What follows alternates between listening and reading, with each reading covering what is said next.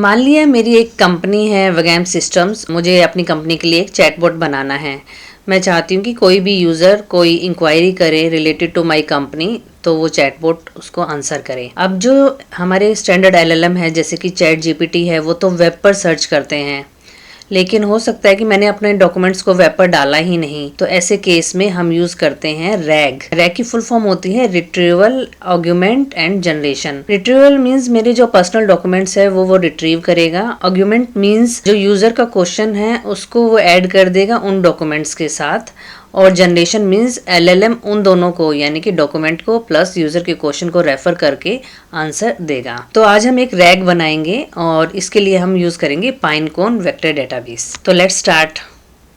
सबसे पहले हम गूगल ड्राइव ट्रिगर को यहाँ पर अपने एज ए फर्स्ट नोड ले आएंगे। On changes involving a specific folder, यहाँ पे आपको अपना क्रेडेंशियल डालना है। यहाँ पर आपको डालना है फोल्डर का नाम। इसके लिए आप गूगल ड्राइव में जाइए और यहाँ पर कोई एक फोल्डर क्रिएट कर लीजिए। मैंने फैक नाम से एक फोल्डर क्रिएट किया है। इस फोल्डर में आप एक कोई भी डॉक्यूमेंट अपना डाल लीजिए। मैंने डाला है वगैम सिस्टम्स, जिसमें वगैम सिस्टम्स की पॉलिसी और कुछ फैक मैंने डाले हैं। तो कोई भी डॉक्यूमेंट आप यहाँ पर डाल सकते हैं। इसके बाद वापस आकर फोल्डर का नाम सेलेक्ट करना है, तो इट इज फैक, तो इसको मैंने सेलेक्ट कर लिया। And watch for file created, यानी कि जब भी इस फोल्डर में कोई फाइल क्रिएट होगी तो मेरा वर्कफ्लो एग्जीक्यूट होना स्टार्ट हो जाएगा। तो इसको हम फेच कर लेते हैं। यहाँ पर ये फाइल का नाम आ गया। तो मैं इस डाटा को पिन कर लेती हूँ ताकि बार बार गूगल ड्राइव में जाके इसको डाटा ना लेकर आना पड़े। बट आप देखेंगे कि यहाँ पर फाइल का नाम तो आया है बट फाइल के कंटेंट नहीं आए। तो फाइल के कंटेंट मुझे चाहिए, क्योंकि फिलहाल मैं क्या कर रही हूँ कि जो ये फाइल के कंटेंट है मैं उसको स्टोर करना चाहती हूँ अपने पाइनकोन डेटाबेस में, ताकि मेरा चैटबॉट उस पाइनकोन डेटाबेस से डाटा उठा के यूजर को आउटपुट दे सके। तो इसके लिए हमें फाइल को करना पड़ेगा डाउनलोड। तो आप दोबारा जाइए गूगल ड्राइव पर और क्लिक ऑन डाउनलोड फाइल। इसके बाद आपको यहाँ पर आना है और आपको फाइल का नाम सेलेक्ट करना है कि कौन सी फाइल का डाटा आपको पाइनकोन वेक्टर डेटाबेस में स्टोर करना है। या तो मैं यहाँ से लिस्ट ऑफ वैल्यूज दी है, कौन कौन सी फाइल है वहां से भी क्लिक कर सकती हूँ, but generally we prefer to take it by ID ताकि डायनेमिक रहे, क्योंकि फाइल का नेम कोई चेंज भी कर सकता है या डुप्लीकेट फाइल नेम भी हो सकता है, but ID is always unique. ID के लिए आपको क्या करना है, तो आपको इसके लिए अपनी फाइल का नाम ढूंढना है। जैसे यहाँ पर नाम है वगैम सिस्टम डॉट डॉक्स और उसके ऊपर आपको आईडी मिल जाएगी। उस आईडी को उठाना है आपको और इसको यहाँ डाल देना है। अब आप करिए एग्जीक्यूट स्टेप। अब आप देखेंगे ये फाइल बाइनरी फॉर्म में आपके पास आ गई है। आप इसको डाउनलोड भी कर सकते हैं। तो हमारे पास ये फाइल आ गई है। अब हम चाहते हैं इस फाइल को स्टोर करना पाइनकोन वेक्टर डेटाबेस में। तो मैं यहाँ पर सिलेक्ट करूँगी पाइनकोन नोड, बिकॉज मुझे स्टोर करना है डॉक्यूमेंट, तो I will select add documents to vector store. तो इसके लिए आपको चाहिए पाइनकोन का अकाउंट, क्योंकि यहाँ पे आपको चाहिए पाइनकोन का क्रेडेंशियल। और अगेन आपको यहाँ पे पाइनकोन इंडेक्स भी चाहिए, तो उसके लिए हम पाइनकोन का अकाउंट क्रिएट कर लेते हैं पहले। यहाँ पर आकर गूगल पर आप जस्ट टाइप करिए पाइनकोन और इस लिंक पर क्लिक कर दीजिए। मैंने ऑलरेडी अकाउंट क्रिएट किया हुआ है। ये साइन अप बटन है, आपको इस पर क्लिक करना है और आपको अपना अकाउंट क्रिएट करना है। It's free of cost. उसके बाद आप यहाँ पर आ जाइए और लॉगिन पर क्लिक करिए। इस तरह का पेज आपके सामने आएगा। डेटाबेस के अंदर आपको नजर आएगा इंडेक्सेस। तो यहाँ पर जाकर आपको करना है क्रिएट इंडेक्स। कोई भी नाम आप इसको दे सकते हैं। मैंने इसका नाम दिया वगैम डॉक।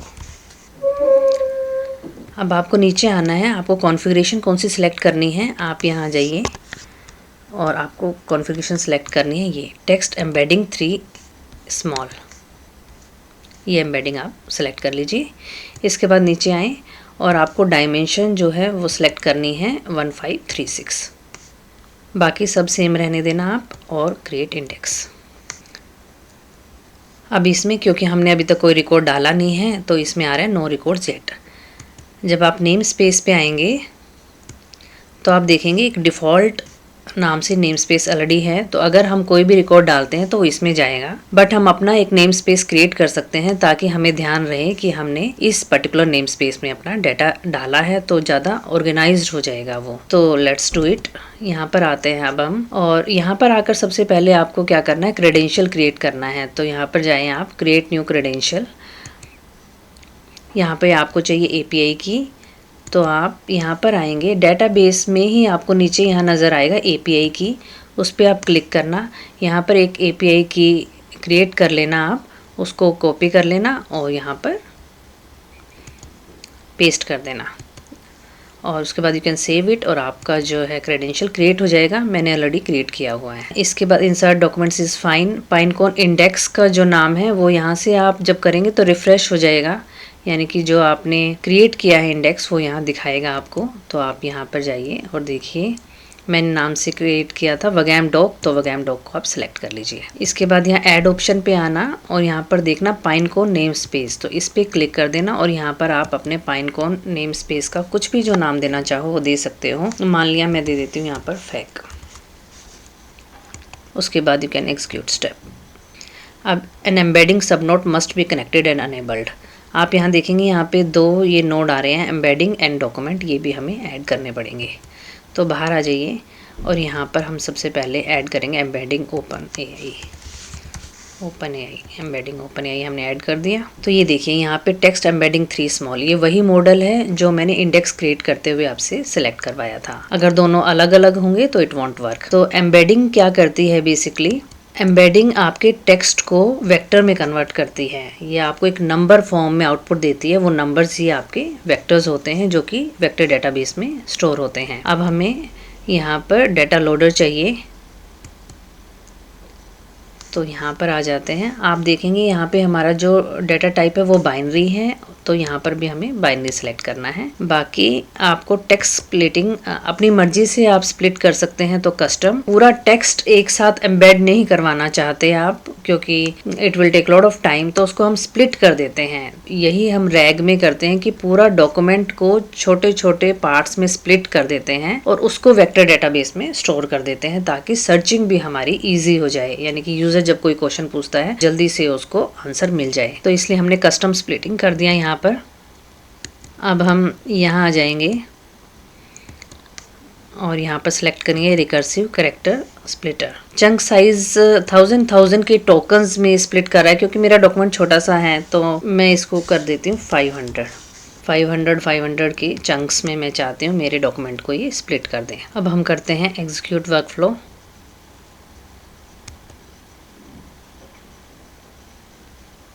Workflow executed successfully. अब हम यहाँ जाकर देखते हैं, इसने मुझे 7 आइटम्स दिए। 7 आइटम्स कहाँ हैं हमारे,